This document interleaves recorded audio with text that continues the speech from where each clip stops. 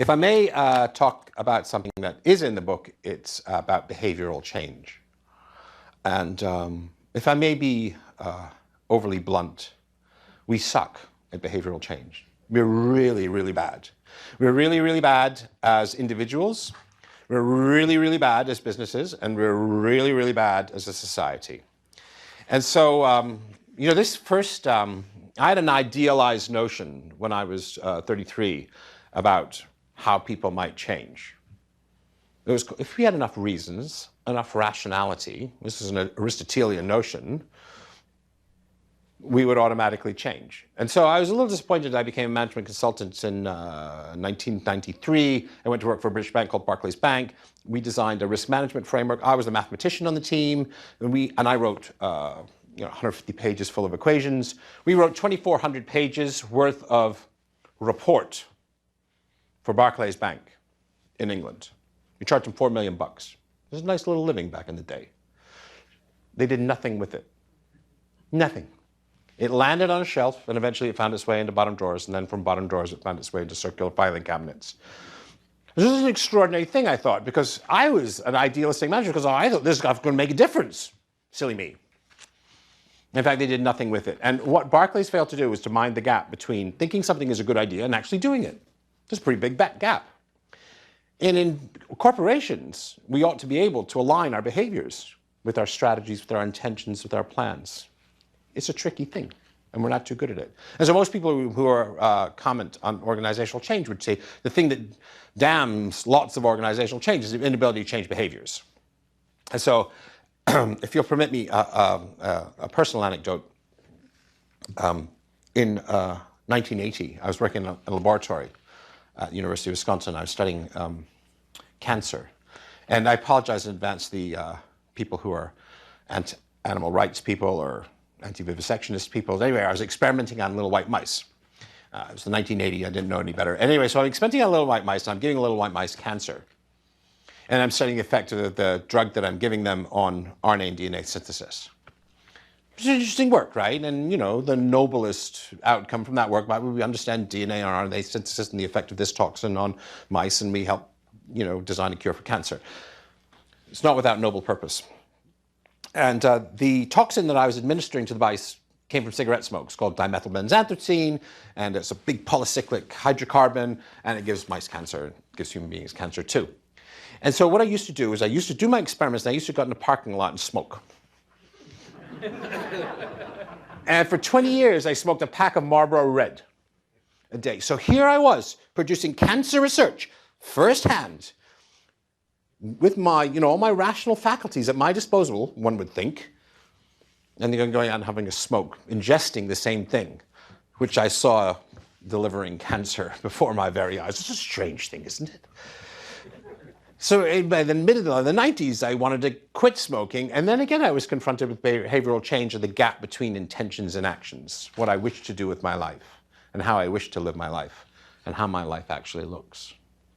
And as society, it's a sad thing about the obesity epidemic in the United States and partly worldwide, where people can afford to eat. But it's a sad thing about the obesity, and 95% of people who are obese want to lose weight. It's an enormous public health program, but it's not a public health problem that people are sincere in their intention, wanting to be thinner for whatever reason. Only 5% lose 10% of their body weight in a given year, and of those, many of those relapse the year after.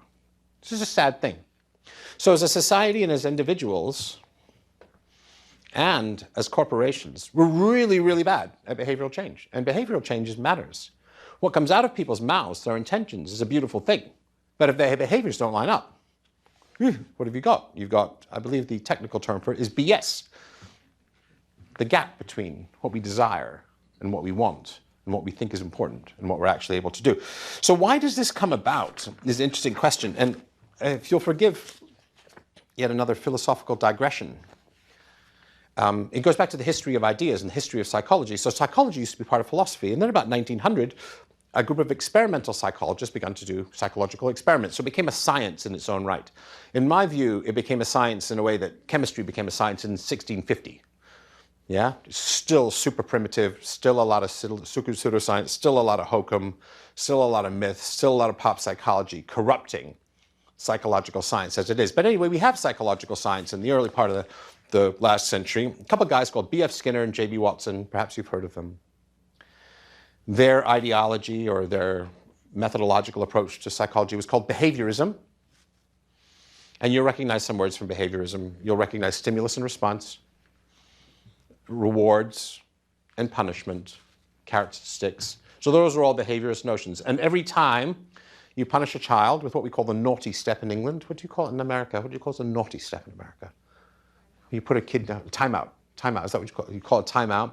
Every time you incarcerate a criminal to change their behavior, ostensibly, you're endorsing a behaviorist philosophy, which is that human beings change their behavior in response to environmental stimuli, punishments and rewards. Every time you compensate an executive with stock options, ostensibly to increase their performance, you're endorsing a behaviorist notion, a behaviorist philosophy. And as you can see, some of that legacy persists today. So it was largely discredited intellectually in the 60s and 70s. Methodologically, it wasn't very robust.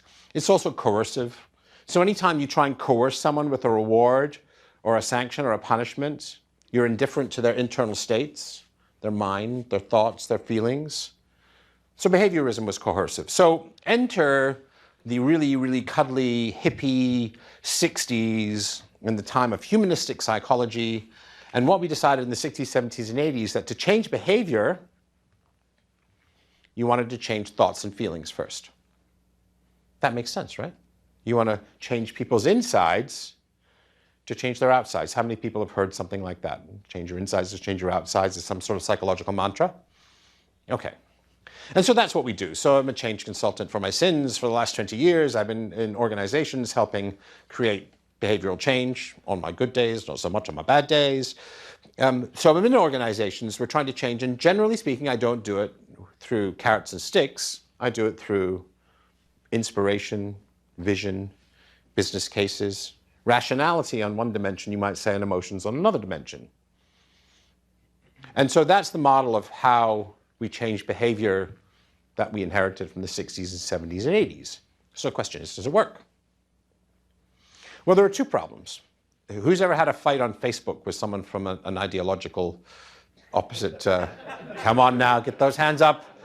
You all have Donald Trump friends on your now, who has ever presented this friend with facts to contradict their point of view? You have. What was your experience of doing so? Pretty much. No, actually, I've had some positive experience. You had some positive experiences. That makes Not usually, though. Not usually. Who else has been able to change someone's mind with the presentation of fact? Not didn't really work, right? Well, anyway, so this dude at Michigan State University, his name is Brendan Nyhan. He's a professor there in the Department of Public Policy. Brendan Nyhan talks about something called the backfire effect. So the backfire effect is, this won't surprise anybody who's ever had a fight on Facebook, right? If you provide someone whose reasoning is what we call in psychology motivated reasoning, emotive reasoning, if you prevent someone who's ideologically committed with facts, you know what happens to their opinion? They strengthen it. Isn't that an extraordinary thing? You know, the climate change deniers and the anti-vaxxers and the world full of people who embrace all the... You think when we had science at our disposal and we presented it in front of people, beautifully arrayed in front of them, they ought to say, thank you. Thank you for the benefit of your wisdom. I shall change immediately. It doesn't really happen that way. So, but even let's say in organizations, we are able to change hearts and minds, right? So we are. So say I'm a super duper charismatic leader. I'm a fantastic change manager. I'm really good at creating intellectual, rational business cases. I'm super duper good at inspiration and motivating. I involve my stakeholders really, really well. I'm beginning to change hearts and minds. So say I do that super well. Do behaviors follow? Well, do they? Not nearly often enough. Because as we've discussed and as we've explored, and as most of us know from our own experience, there's a gap between what people want to do, what they desire, what's in their heads, what comes out of their mouth, and what they're able to do.